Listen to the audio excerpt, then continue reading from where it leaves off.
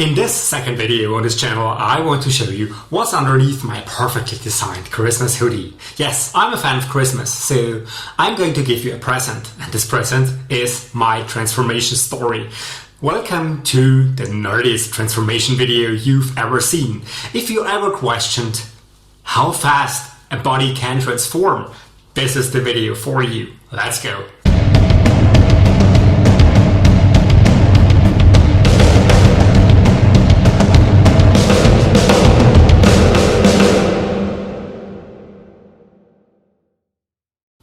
Hello and welcome to another video on this channel. My name is Alex, I'm a PhD in sports science and a doctor of psychology. And I'm also a data scientist. So what do you get if you mix all those fields together? The nerdiest transformation video you will find on the internet. In this video, I want to show you my personal story from being fat and skinny fat to being somewhat fit as a natty bodybuilder after around a decade of training. But before we dive in, please don't forget to subscribe to the channel if you haven't yet, to comment your thoughts below, tell me about your transformation story and tell me what you think about mine, share this video if you like my content, and most importantly, please absolutely destroy that like button for me. I really need all of your help to grow big here on YouTube, and I want to start this channel with a bang, so thank you very much for your support. You also know I'm the author of the fitness blog Turn, which you can find on turnphysique.com. And yes, there's also an article where I have already analyzed my data a few years back. Now I have new data because a lot of time has passed and I've been more experienced in sports science, psychology and data science. So in this video, I want to have a look at my story, I want to share my pictures of my transformation, and I want to share my data and I want to analyze my data. So in this video, you will get everything you've ever wanted from a transformation video. Let's have a look. To start with, let me tell you my personal transformation story and go through the years chronologically. So let's have a look back in time. Not so far back in time, okay? I'm talking about the years 2010 and 2011. This is where everything started. During this time frame, I was at the Austrian army because Austria has a compulsory military service. And as a musician, I could decide to go to the army marching band. However, normally the regular time frame is 6 months, and if you decide to go to the marching band, you have to do it for 14 months. I started at around 60 kilograms of body weight at 180 centimeters. And after those 14 months, I left the army at 75 kilograms. And no, this wasn't muscle, because as a military musician, you stand around a lot. So one of the things I did for most of the time was just standing around, eating very badly, and of course playing music. But to be honest, the food at where we were stationed wasn't very good. So most of the time I was just eating fast food that was around. And for 14 months living off of fast food transforms your body, but not in a good way. So this was definitely not muscle. I added a lot of body fat. So at around 60 to 65 kilograms of starting weight up to 75 kilograms meant that I had a lot of fat to lose. Of course, at the beginning of my time in the army, I was probably underweight. But when I finished, I was more or less overweight. And this wasn't a good thing. At some point, after leaving the army, I was at a pool party at a friend's house, and this photo was taken of me. And then I thought, oh my god, since when I'm fat? And this changed my life, because at this point I knew I needed to do something. After school, I wasn't very active. As I told you in my previous video, my first video, I'm a huge video game nerd. So for me, a good day back then looked like being at home, playing video games all day, eating whatever I want, whatever I needed. And what I needed was chocolate, because I love chocolate. I still love chocolate. So if you want to make me fat as fast as possible, just give me chocolate. at this time, I also had a very good friend of mine who was a little fitness fanatic. He did his fitness trainer certificate at the time, and I asked him what I could do to lose some body fat because I wasn't feeling very well and I wanted to look better. Yes, this is one of the motivations why people start to train. They want to look better. It may be because they want to attract the girls or the guys, or just to feel better, but at such a young age, health most of the time isn't an issue, and for me it also wasn't. One of the main reasons just was to look better. And this friend of mine told me that I could try running because it doesn't cost a lot. I just needed some good running shoes and that's it. And yes, that's what I did, and I actually liked it. The thing is, I soon hurt my knee. I know that's the excuse of every soccer player or rugby player. I could have been a professional, but I hurt my knee. That's not the case for me.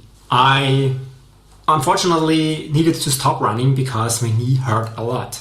So I asked my friend again what I could do instead, and he told me that if I had access to a home ergometer, a stationary bike, I could try this because this might be better for my knees. And it was. Because my parents actually had one in the garage, and what else should I do than just try it out because I had nothing to lose. And I turned on my TV, watched some movies and cycled away. So from 2011 up to 2016, I actually was cardio addicted. I did cardio training every other day for 1.5 to 2 hours, which was a lot.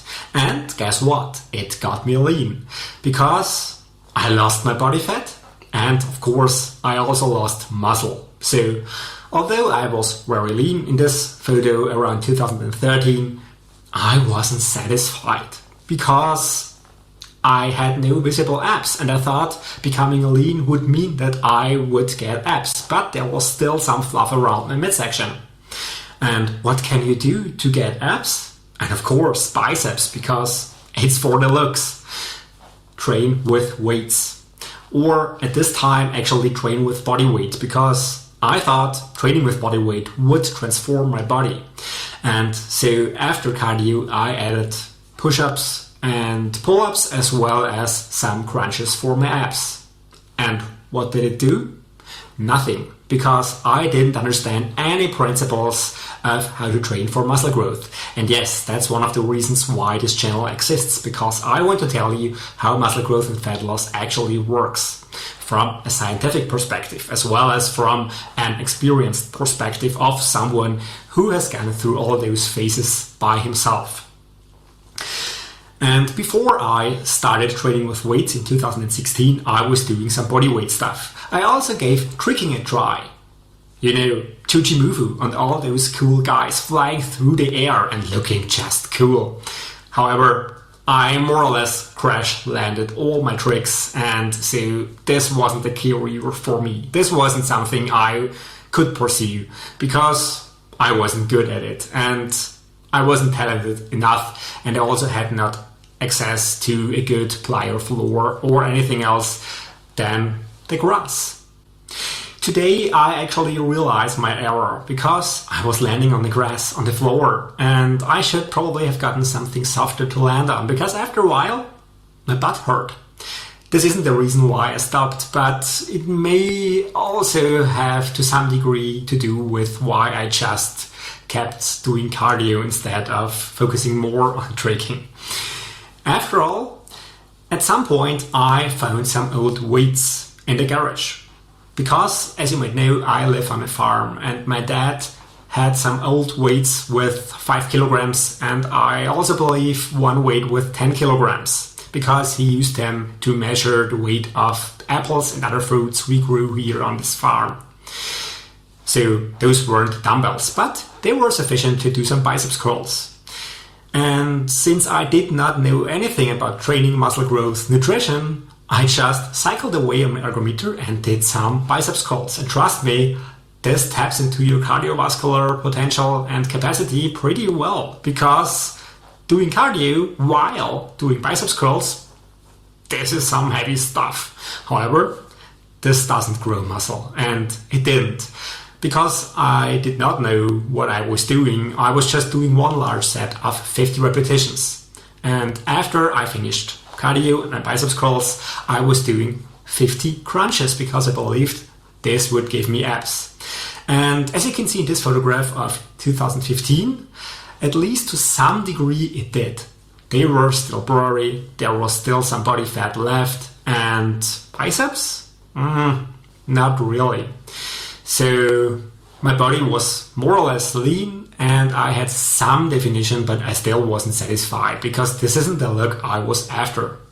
And at this point, I actually had a very bad date. I met a girl and we were on a date and she was actually a fitness fanatic, which I also thought I was because I was doing a lot of cardio every other day for up to 2 hours. And in my definition back then, this was the epitome of fitness because I was very well endurance trained. However, she was into lifting weights and she was into the gym lifestyle. And actually, she judged me a lot for doing a lot of cardio and not knowing anything about nutrition and proper muscle growth. And as you might expect, I didn't see her again after this date. But this was a little wake-up call for me because I had never thought about nutrition before. I had never thought about science before.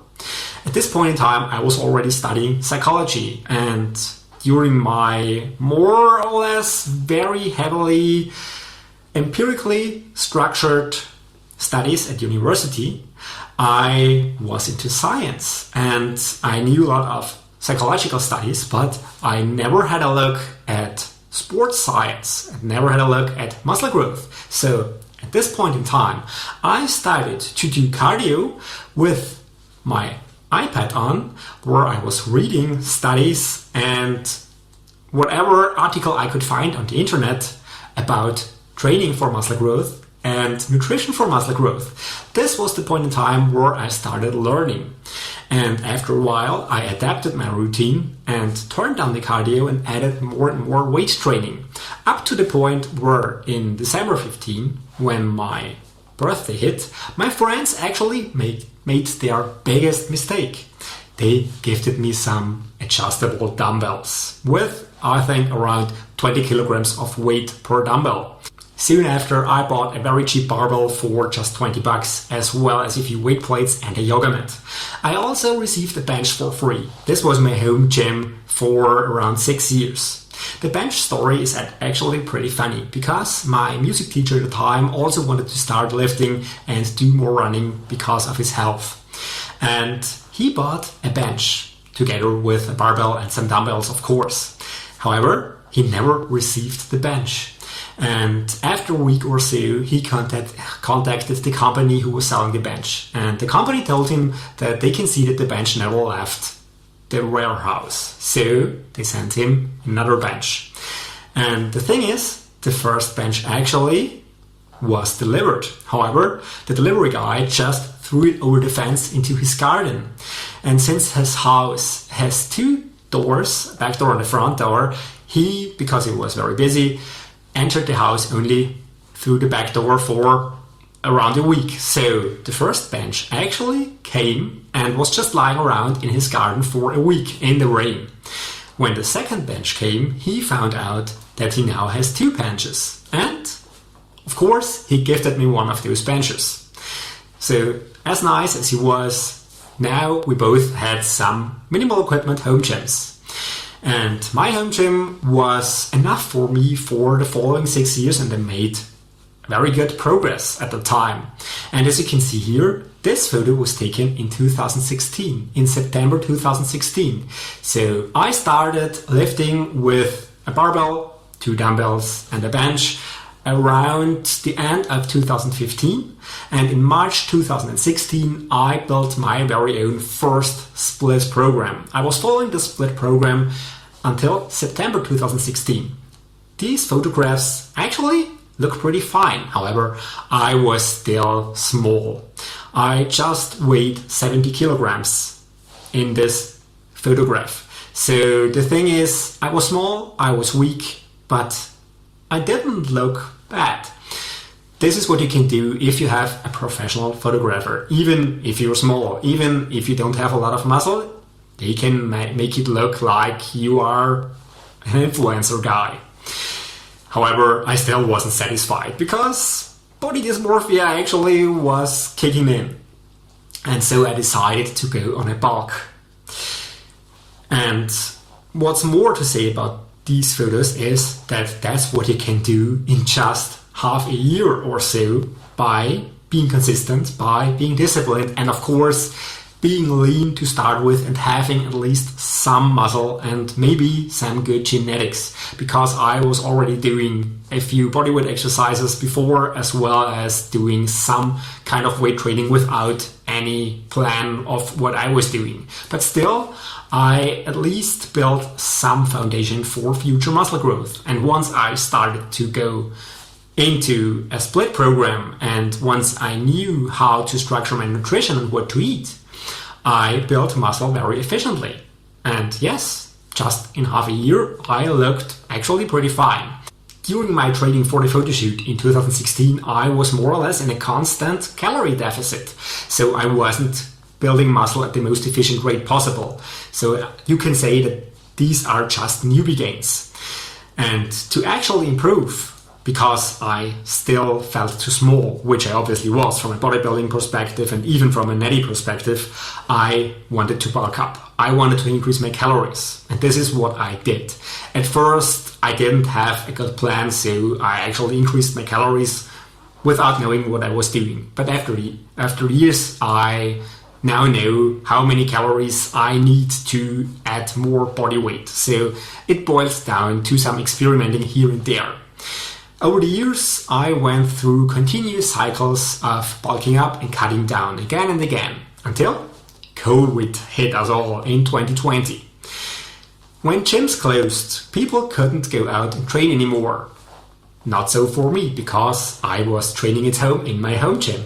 And yes, this means that I'm completely home trained. Until this day, until today, I have never ever entered a gym to train in. I only trained at home, and for 6 years, until 2022, I was training with minimal equipment only. I just had a yoga mat, a barbell, 2 dumbbells and a bench. That's it.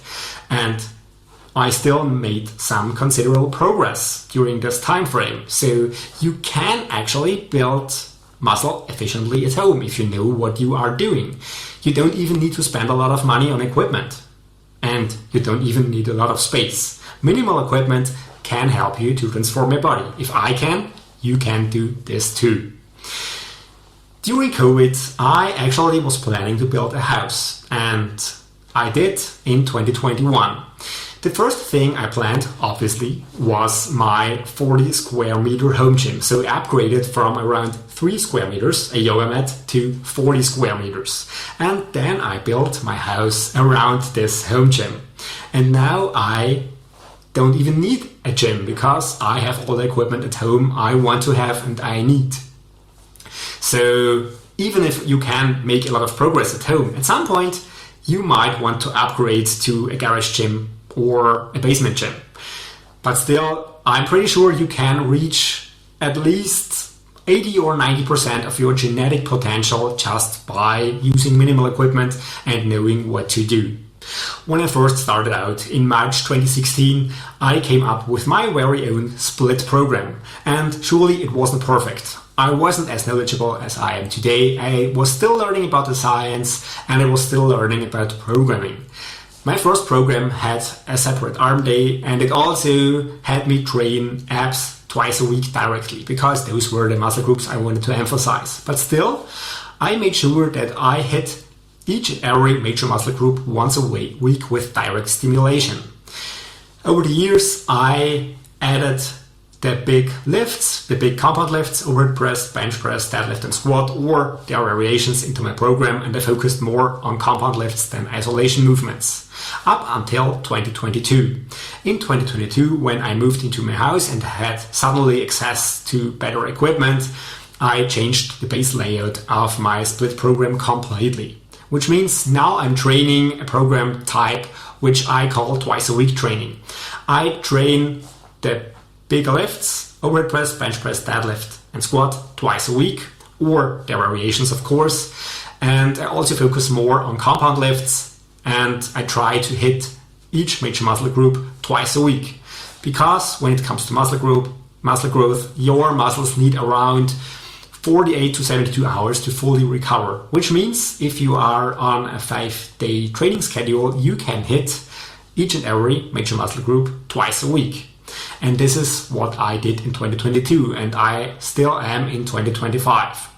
This program works pretty well for me, and over the following years, up until now, I bulked up to 95 kilograms in 2024, in August 2024. And after this, I cut down to now 79.7 kilograms at around 10-ish% body fat. So I needed to get a little bit fat first and build some muscle until I could reap the benefits and cut down again. And yes, this is actually an extended cut, because in 2025 I started recording the first videos for this channel.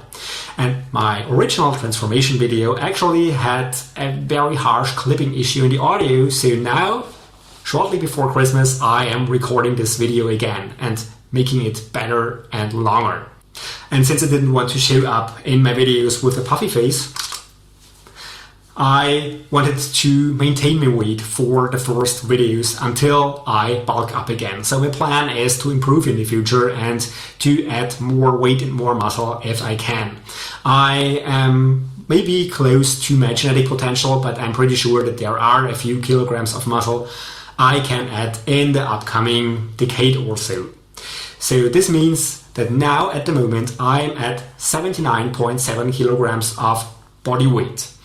This fluctuates up to 83 kilograms depending on how I eat, what I eat during this maintenance phase. But my lowest was 79.7.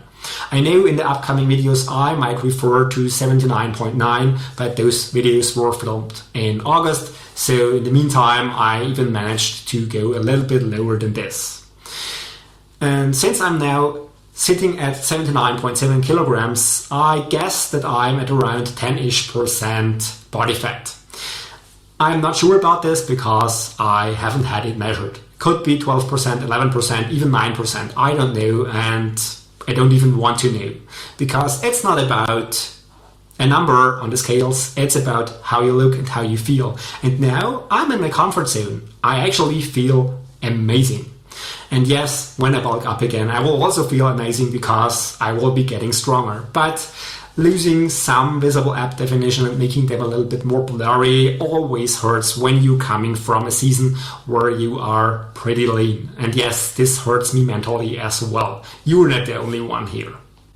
Now, with my personal story out of the way, let's have a little look at the geeky stuff and do some basic data science, which means visualize some data. In this plot, you can see my own data, my own body weight fluctuations, and this means every single day without a failing entry from September 2016, after my photo shoot, to August 2025. So almost a decade full of data. And this is my journey from around 70 kilograms during the photo shoot up to 95 kilograms during August 2024, when I obviously got fat, back down to 79.9 kilograms in August 2025. And yes, now in December I'm at around 79.7 as my lowest weight, so there isn't much of a difference here. And during those years you can also see my bulking and cutting phases. These are the phases where I tried to improve by eating more calories and going back down, cutting down body fat. For all those people who are not into bodybuilding, this is about building muscle and fat, because efficient muscle growth is about eating more calories and giving your body a calorie surplus, and your body will inevitably build some body fat in the process.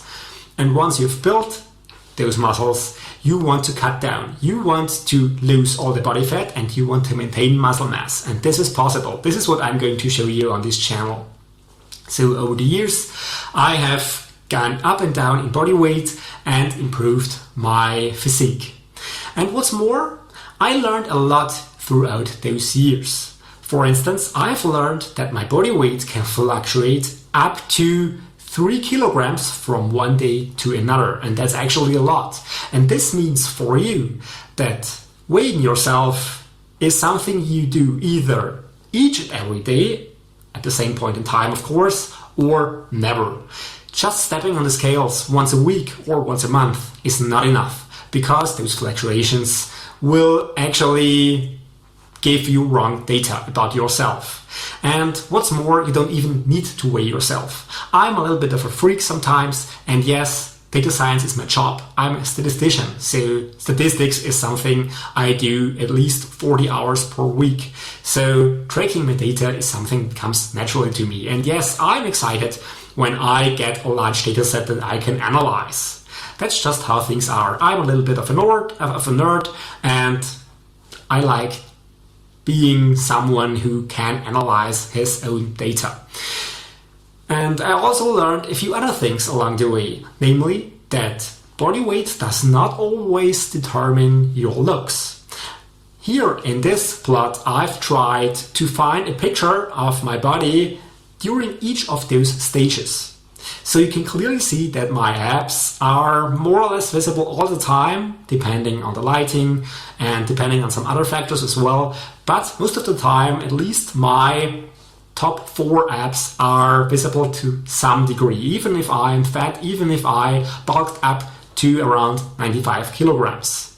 And of course, I look a lot better when I am at around 10-ish% body fat. So this is my comfort zone mentally. Physically, my comfort zone might be a little bit higher than this, at around 85 kilograms up to 90 kilograms, which means 12 to 15% of body fat, or even a little bit more. So this is where I perform the best and where I feel the best. Being lean all year round is nothing I want to pursue and I can pursue. My body does not let me to maintain this kind of physique all year round without some drawbacks, which means I feel weak and I feel tired and hungry at least most of the time, which isn't a pleasant feeling. So after I finish those videos, of course, I want to bulk up and then I'm soon feeling better.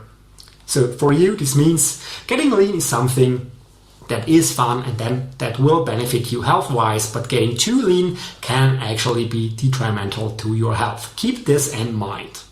And of course, this is not the only thing I track as a data scientist who is into fitness. I also track my macronutrient intake. And as you can see here, carbs, protein and fats over the years have some distinct profiles that correlate almost exactly with weight gains and weight losses in the previous graphs I showed you. And yes, of course, this is no coincidence, because if you eat in a surplus, which means more calories than your body needs, you will gain mass. And if you eat less, you will lose mass. However, by eating enough protein, which is the middle one here, you can maintain muscle mass when you are on a cut and when you are eating in a calorie deficit. I use carbs as my major source of energy and energy regulation, which is the first row here. And in the first row above, you can see that carbs in the very beginning was something I just tried to experiment with. And over the years, I learned how many carbs I really needed to actually control my body weight the most efficient way possible. When it comes to fats, the last row down below, you can also see that at first I didn't know exactly what I was doing and I tried to experiment. And over the years I discovered that when it comes to energy intake and controlling energy intake, carbs work better for me than fats. So I try to keep fats at a certain level all the time, the same as with protein, and I try to increase fats only if carbs are not enough, only if I need more calories to bulk up and I can't get enough calories from carbs, then I add more fats into my diet. But most of the time, increasing and decreasing calories comes by controlling my carb intake. So for me, this works best. For you, controlling your energy intake via your fat intake might be a better solution. You will find out just by experimenting. So this is a little bit of trial and error and finding out how your body works and what works best for your body. A little side note on the data here. When it comes to protein, there is a missing time frame. I don't know why, but the data is just not there. I may have deleted it, unfortunately, but it's missing and I can't reproduce it. What's more, I also don't track my macros on weekends. So what you don't see in this chart are the weekends. This works for me mentally as well as physically. I can still reach my goals, and of course I could be more efficient with reaching those goals by tracking my macros even on weekends, but for my mental health I just need to eat without tracking everything on weekends. So on weekdays I track my macros and this works pretty well for me. And one more thing here is that there are some outliers in protein, which means there are some outliers down to the bottom where I did not get much protein in, or so it seems. But yes, those outliers are no mistakes or errors, those are true values.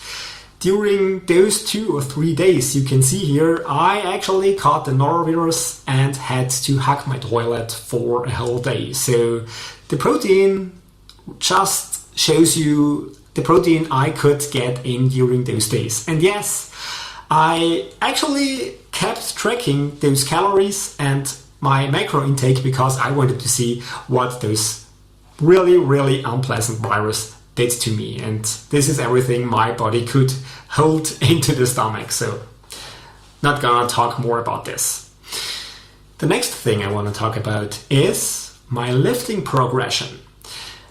During 2016 and onwards, I tried to get strong because progressive overload is very important when it comes to muscle growth, which means you need to get stronger and you need to stimulate muscle growth with progressively heavier weights.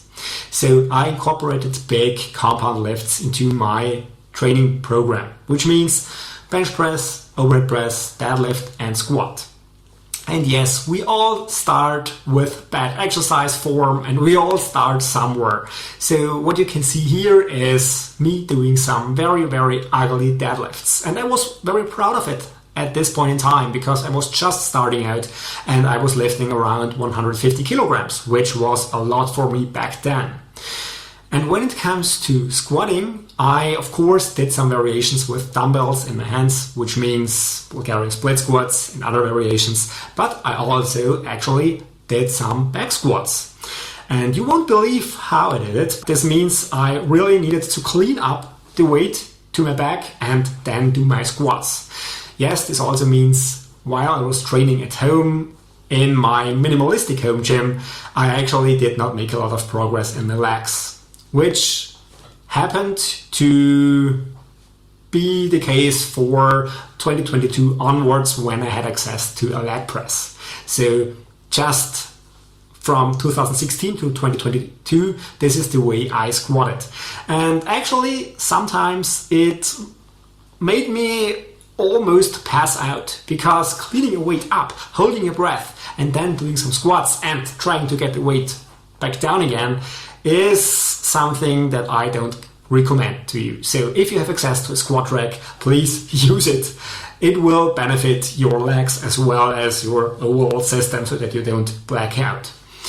Speaking of other lifts, I also did some dumbbell bench pressing at first and transformed over the years, which means that I switched to barbell bench pressing at some point, because at some point in your journey you will discover that dumbbells get pretty heavy and you need to get them up to your chest or even to your shoulders if you want to do certain exercises. And if you have access to a rack, you can do this more easily, but with the barbell versions of those lifts. At the moment, when talking about the bench press, I can bench press 150 kilograms for a single with good exercise form. I also did some 160 kilograms with very bad form when I was at 95 kilograms of body weight.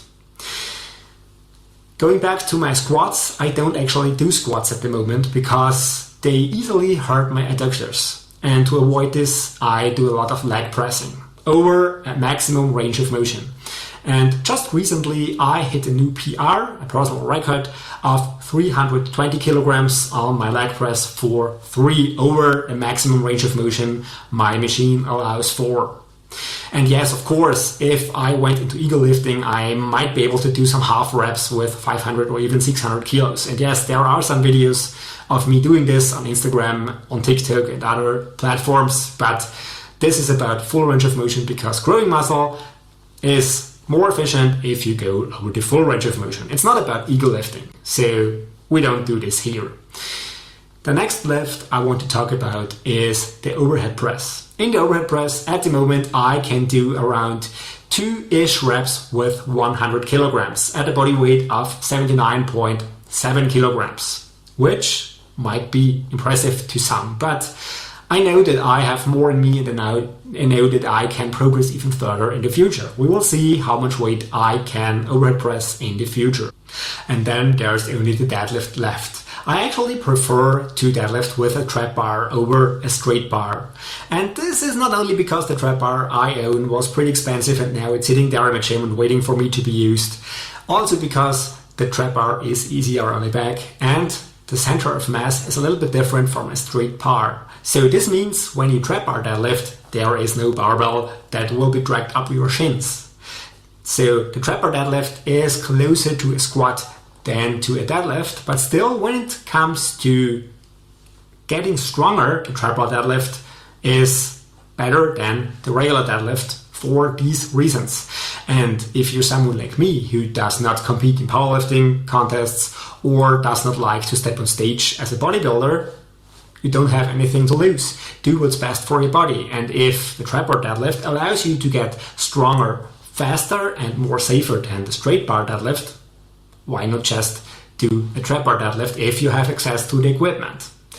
So on the trap bar deadlift, I can currently do a triple plus body weight trap bar deadlift with 260 kilograms at a body weight of 79.7 kilograms. I also could do a 260 kilogram deadlift at 95 kilograms, and that's the art of the game, to keep your strength when you are cutting down. And at first, I was not able to keep my strength because my trap bar deadlift went down 10 kilograms to 250 kilograms for a max attempt. But after a while, I maintained my weight at 79.7 kilograms. My trap bar deadlift actually improved a little bit, and then I could still do 260 kilograms. So at the moment now, I'm pretty satisfied, but I also know that when I start eating again and bulking up again, my deadlift also will improve. Not only because of the muscle I can potentially gain, but also because when the body is heavier, deadlifting gets easier. It's just physics. And I will be talking about this in future videos, of course. And then there's one more lift I want to mention here. Actually, it's not a lift, it's an isometric hold. It's an isometric hold in the searcher position, which means you're holding a weight in the crooks of your elbows. And the searcher hold is something I like to do as a finisher, as the last exercise of my training week. I go ultra heavy in this exercise, and it helps me to get accustomed to the stress and to the pressure inside of my body. And it also improves the lockout of my deadlift. For a long time, I struggled with the lockout until I discovered searcher holds, because it's just about the upper portion of locking out the deadlift. And no, it does not transfer well to the lower portion or to other lifts, but it hits your upper back and actually your whole body as a system very, very hard, especially your central nervous system.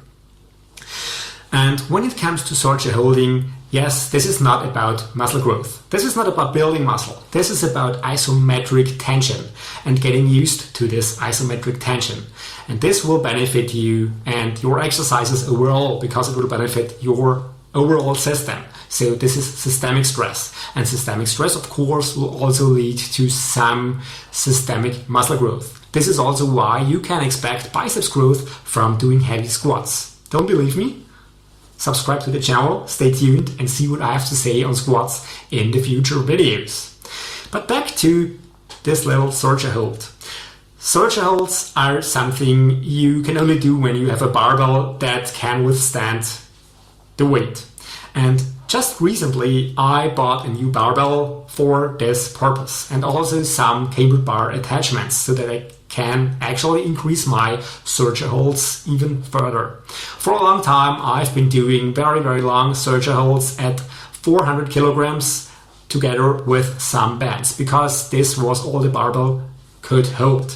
But now that I have an even better barbell, the barbell can hold, I don't know, 900, 1000 kilos, and now I can do even heavier surge holds. So recently, just yesterday actually, I tried to test the barbell and how far I can go. I stopped at 508.5 kilograms. As you can see, I can't hold this weight for a long time, so I will need to improve in the future and I will need to increase the weight and to increase the holding time. But still, the surge hold is something I like to include in my own program. It might not be for you and not for everyone, but if you struggle with the lockout and the deadlift, or even with upper back development, your traps and other muscles in the upper back, you might want to give it a go. It's not the best muscle builder, but it will improve your ability to withstand pressure so that you can be stronger in other exercises such as heavy deadlifts. And that's it for my transformation video, which turned out to be a lot longer than the original one with the clipping issues. The original video just had 19 minutes, and now I've actually managed to make it probably too long. Tell me in the comments below, do you like those long videos or should I concentrate more on the shorter ones? Did you like this video? Tell me. And also please subscribe to the channel if you haven't yet. Share this video if you like my content and if you want to show someone how a transformation can look like and how long it takes to build muscle and lose body fat. And as well, please hit that like button. Absolutely destroy it for me and make the like count to shoot through the roof. I really need all your support to make this channel big here on YouTube. Thank you so much for your support and see you soon for more. And now, let's roll the drums. See ya!